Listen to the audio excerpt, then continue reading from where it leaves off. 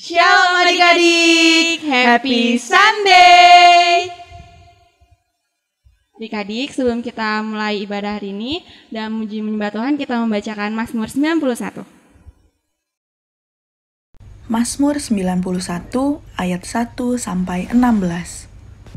Dalam lindungan Allah, orang yang duduk dalam lindungan yang maha tinggi dan bermalam dalam naungan yang maha kuasa akan berkata kepada Tuhan, tempat perlindunganku dan kubu pertahananku, Allahku yang kupercayai. Sungguh, dialah yang akan melepaskan engkau dari jerat penangkap burung, dari penyakit sampar yang busuk. Dengan kepaknya ia akan menudungi engkau, di bawah sayapnya engkau akan berlindung, kesetiaannya ialah perisai dan pagar tembok. Engkau tak usah takut terhadap kedahsyatan malam, terhadap panah yang terbang di waktu siang, terhadap penyakit sampar yang berjalan di dalam gelap, terhadap penyakit menular yang mengamuk di waktu petang. Walau 1.000 orang rebah di sisimu dan 10.000 di sebelah kananmu, tetapi itu tidak akan menimpamu. Engkau hanya menontonnya dengan matamu sendiri dan melihat pembalasan terhadap orang-orang fasik.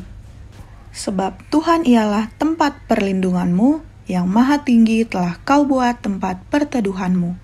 Malapetaka tidak akan menimpa kamu, dan tulah tidak akan mendekat kepada kemahmu. Sebab malaikat-malaikatnya akan diperintahkannya kepadamu untuk menjaga engkau di segala jalanmu. Mereka akan menatang engkau di atas tangannya, supaya kakimu jangan terantuk kepada batu. Singa dan ular tedung akan kau langkahi, engkau akan menginjak anak singa dan ular naga. Sungguh hatinya melekat kepadaku, maka aku akan meluputkannya. Aku akan membentenginya, sebab ia mengenal namaku. Bila ia berseru kepadaku, aku akan menjawab. Aku akan menyertai dia dalam kesesakan, aku akan meluputkannya dan memuliakannya. Dengan panjang umur akan kukenyangkan dia, dan akan kuperlihatkan kepadanya keselamatan daripadaku. Nah, sekarang kita ingin membacakan Pentakosta ketiga. Pentakosta ketiga. Apa yang dimaksud dengan Pentakosta ketiga? 1. Pentakosta ketiga adalah pencurahan Roh Kudus yang dahsyat di zaman ini, melebihi yang terjadi di Azusa Street. 2. Pentakosta ketiga akan mengakibatkan penuaian jiwa yang terbesar dan yang terakhir sebelum Tuhan Yesus datang kembali. 3. Pentakosta ketiga akan membangkitkan generasi Yeremia, yaitu anak-anak muda yang dipenuhi Roh Kudus, cinta mati-matian kepada Tuhan Yesus, tidak kompromi terhadap dosa, dan akan bergerak untuk memenangkan jiwa. 4. Pentakosta ketiga lahir di Indonesia dan bergerak ke bangsa-bangsa.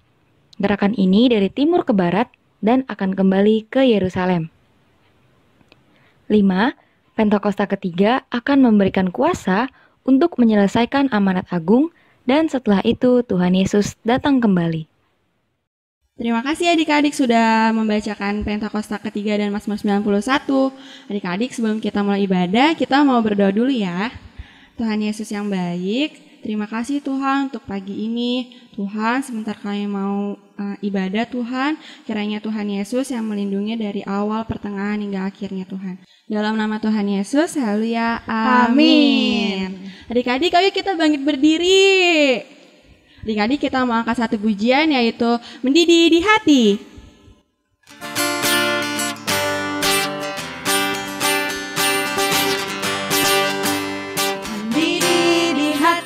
Mendidih di hati, mendidih di hatiku. Ku selalu bernyanyi, ku selalu gembira, hilanglah susahku. Ku tak dapat mengerti maksud Tuhan sebelum ku dengar. Mendidih, mendidih, mendidih, mendidih, mendidih di hatiku. Sekali lagi. Mendidih di hati, mendidih di hati, mendidih di hatiku. selalu bernyanyi, ku selalu gembira, hilanglah susahku. Ku tak dapat mengerti maksud Tuhan sebelum ku dengar. Mendidih, mendidih, mendidih, mendidih, mendidih, mendidih di hatiku. Kita ulang dari awal ya adik-adik. Mendidih di hati, mendidih di hati, mendidih di hatiku. Ku selalu bernyanyi, ku selalu gembira, hilanglah susahku. Ku tak dapat mengerti maksud Tuhan sebelum ku dengar. Katakan mendidih, mendidih, mendidih, mendidih, mendidih, mendidih di hatiku. Yeay. Masih semangat memuji Tuhan adik-adik? Masih dong. Ayo kita angkat satu pujian lagi dari Terbit Matahari.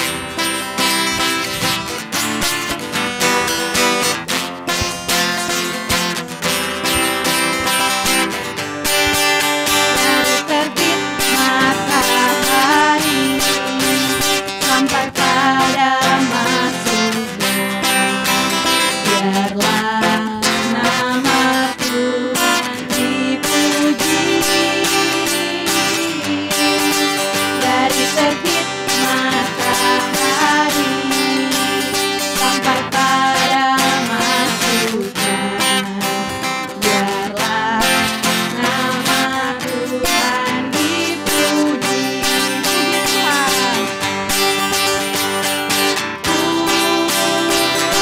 Puji Tuhan.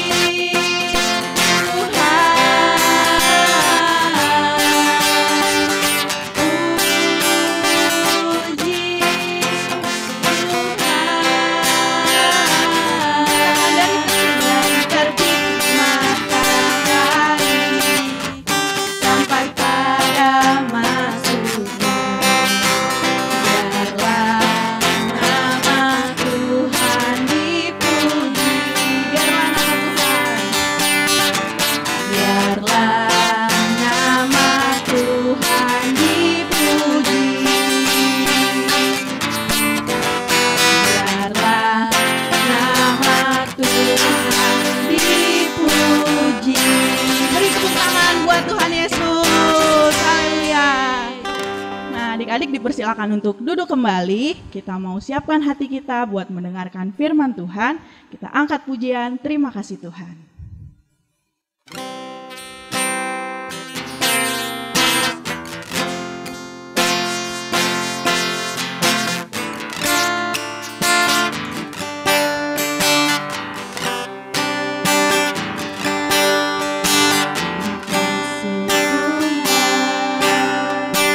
Untuk kasih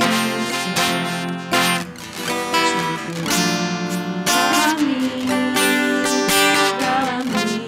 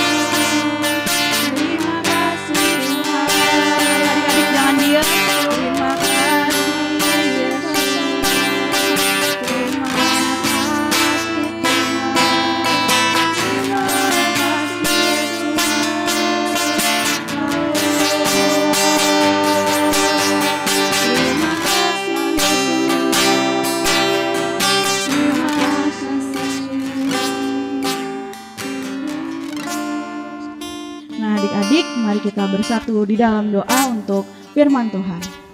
Bapa yang baik, terima kasih Tuhan, kami sudah boleh memuji dan menyembah-Mu, kami sudah boleh meninggikan nama-Mu ya Tuhan. Sebentar kami ingin mendengarkan firman-Mu Yesus, biarlah ya Bapa kami dapat menerimanya, kami dapat menangkap firman-Mu. Di dalam nama Tuhan Yesus, haleluya, amin.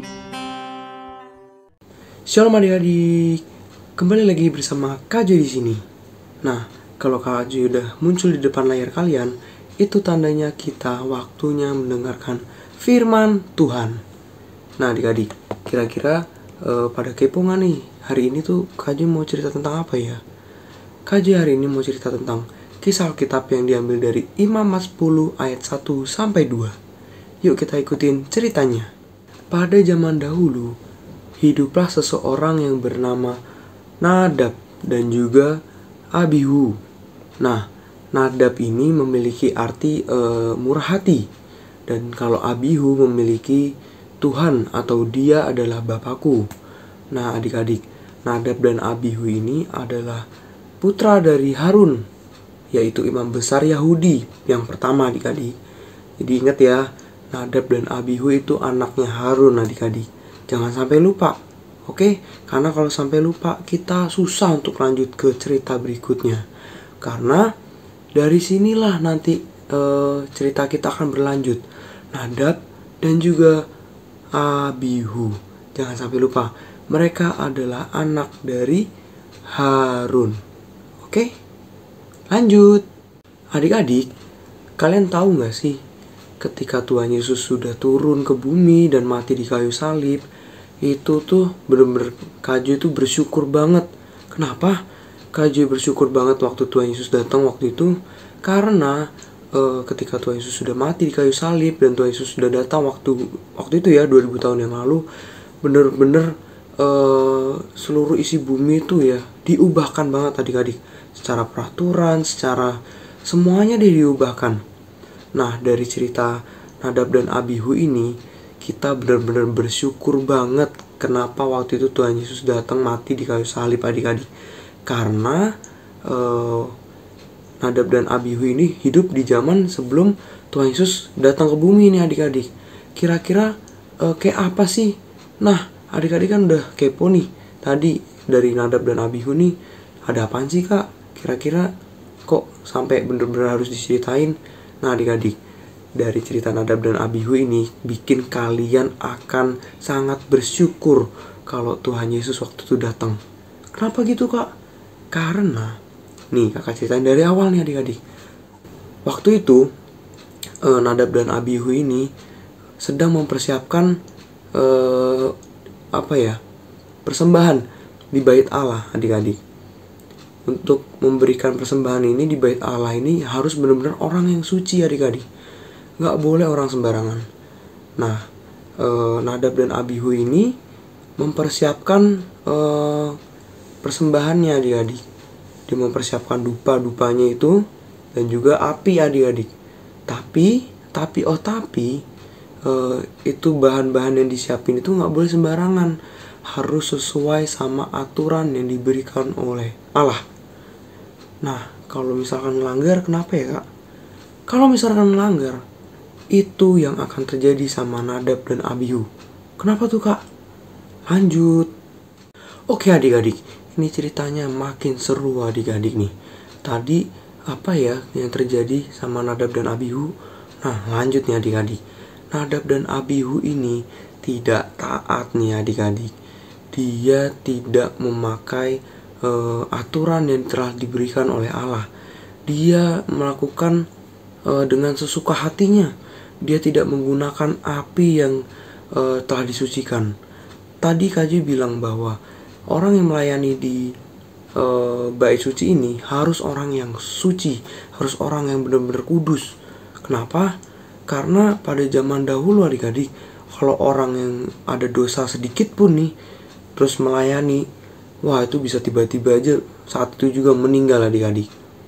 Nah itu yang terjadi sama kedua orang ini adik-adik. Pada saat mereka menyiapkan persembahan tadi, mereka itu ceroboh dan tidak menggunakan api yang telah disucikan. Otomatis adik-adik, tiba-tiba ada api dari Tuhan ya, terus membakar mereka berdua adik-adik. Wah, itu bener-bener serem banget adik-adik.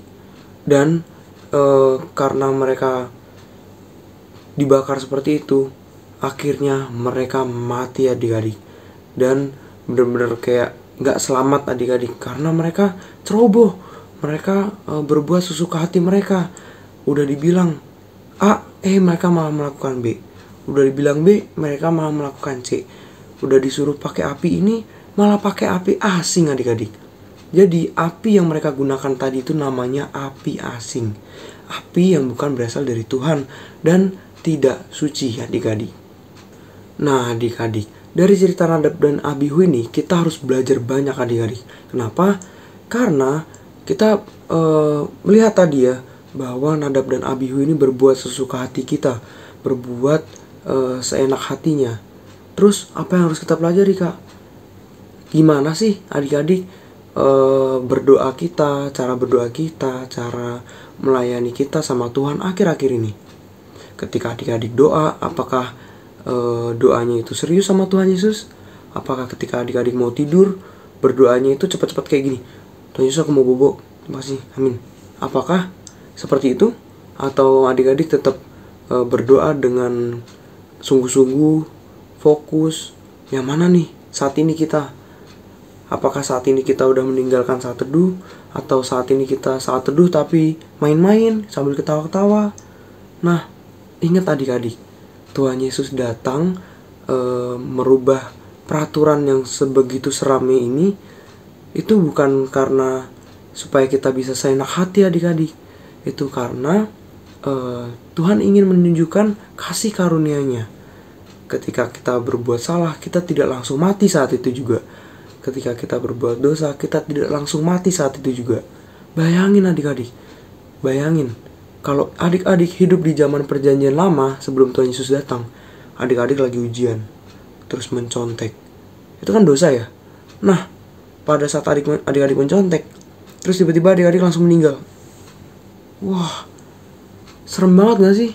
Nah, makanya Tuhan Yesus tuh mau kita semua itu menggunakan kesempatan ini, kasih karunia-Nya dengan sebaik-baiknya. Kenapa? Karena Tuhan Yesus sudah rela mati di kayu salib dan merubah peraturan itu semua. Jadi gak ada lagi cerita seperti Nadab dan Abihu ini. Ketika berbuat salah, berbuat dosa, langsung mati begitu saja. Tapi kita harus tahu, kita harus sungguh-sungguh dan gak boleh main-main. Kita tetap gak boleh main-main adik-adik. Jangan sampai kita merendahkan Tuhan karena mentang-mentang nih Tuhan Yesus gak kelihatan.